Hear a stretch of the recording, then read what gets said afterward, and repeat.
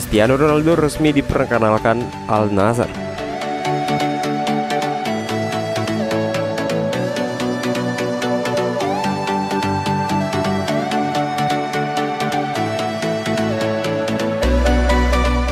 Ronaldo datang ke Stadion King Saud University alias Merseyrail Park dengan mengenakan setelan jas.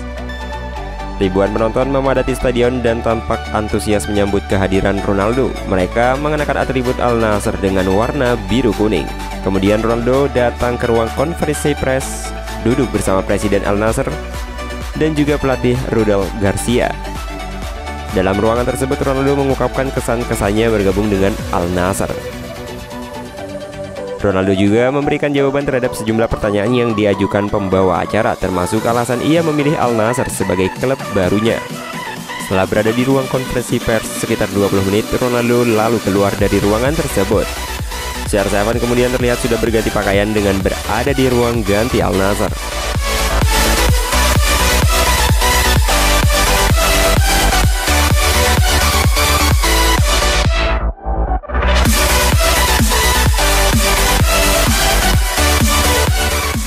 Saya ada di sini untuk membantu tim.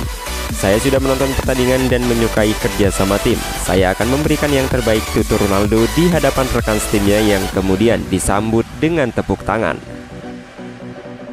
Setelah berjumpa rekan tim, Ronaldo akhirnya menuju ke lapangan dengan kostum Al Nassr. Gemuruh penonton di dalam stadion terasa semakin keras menyambut kehadiran Ronaldo. Selain atribut Al Nassr, sejumlah penonton juga terlihat membawa bendera Portugal.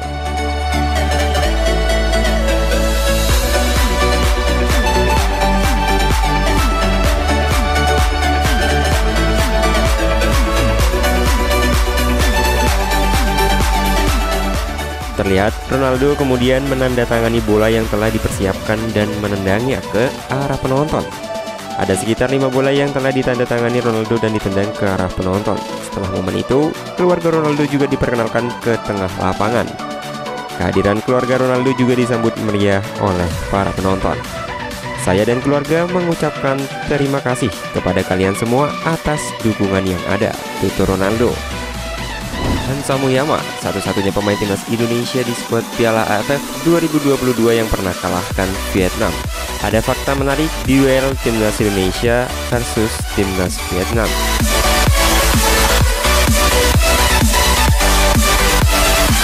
Di kubu Indonesia hanya ada satu pemain yang pernah mengalahkan Vietnam, yaitu Hansa Muyama. Leg pertama semifinal Piala AFF 2022 antara Indonesia dan Vietnam digelar pada Jumat 6 Januari. Laga ini dimainkan di Stadion Gelora Bung Karno mulai pukul 16.30.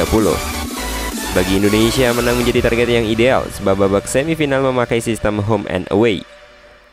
Laga leg kedua akan dimainkan di Stadion My Dinh, markas Vietnam. Sulit untuk Indonesia bisa menang di sana. Menang melawan Vietnam bukan perkara mudah bagi Indonesia. Di skuad Piala AFF 2022 hanya Hansa Muyama yang pernah menang melawan Vietnam pada level senior.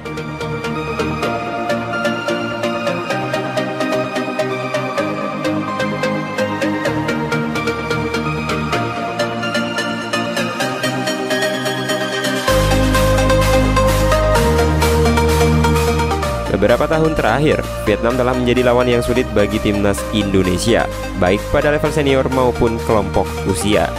Pada level senior, kemenangan terakhir Indonesia atas Vietnam terjadi pada 2016.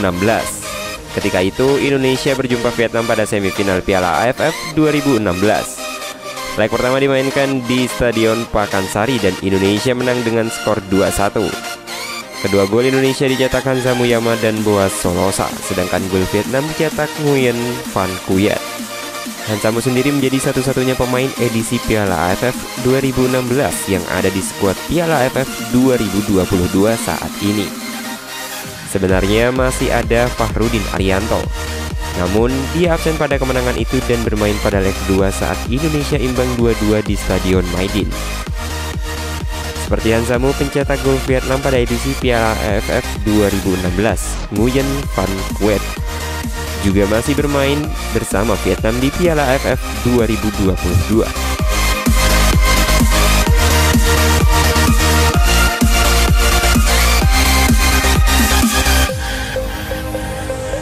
Di Piala AFF 2016, Hansa Muyama menjadi pilihan utama timnas Indonesia di posisi bek tengah.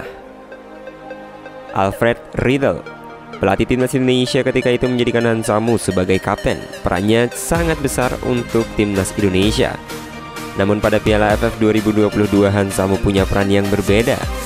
Pemain 27 tahun itu belum mendapat kepercayaan menjadi pemain utama, namun ketika dimainkan pada laga melawan Brunei, Hansamu tampil bagus dan mencatat nirbobol. Seperti Hansamu, Nguyen Van Quet juga bukan lagi pemain utama di timnas Vietnam.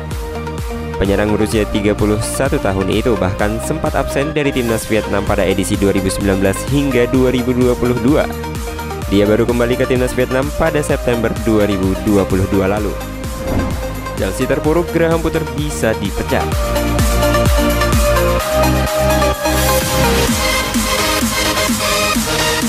Chelsea belum keluar dari tren negatif usai dikalahkan Manchester City di Premier League 2022-2023. Mantan pemain Chelsea, Chris Sutton, menilai Graham Potter bisa dipecat dalam waktu dekat jika tidak mampu membenahi performa The Blues.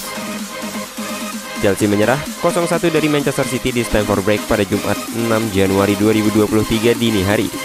Mereka takluk berkat gol tunggal Riyad Mahrez. Dengan demikian, performa buruk Chelsea di Premier League musim ini masih terus berlanjut.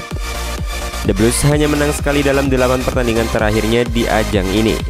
Kekalahan dari Manchester City membuat Chelsea belum beranjak dari papan tengah klasmen sementara Premier League. Mereka saat ini terpuruk di peringkat ke-10 dengan koleksi 25 poin.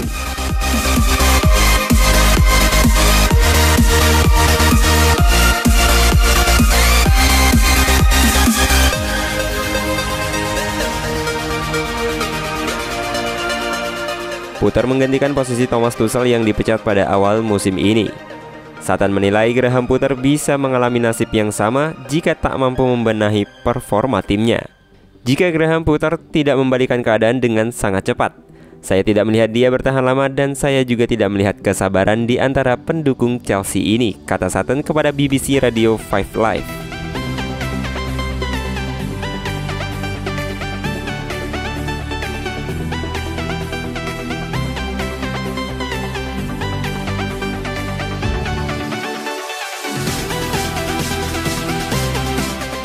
Sutton menganggap Graham Potter sudah tidak punya banyak waktu lagi untuk memperbaiki kinerja anak asuhnya setelah menderita kekalahan dari Manchester City. Sutton juga melihat penampilan Chelsea di bawah asuhan Potter sangat tidak bagus. Karena itu, Potter dituntut untuk segera membalikkan keadaan. Ada pandangan yang berbeda, dia bisa membangun.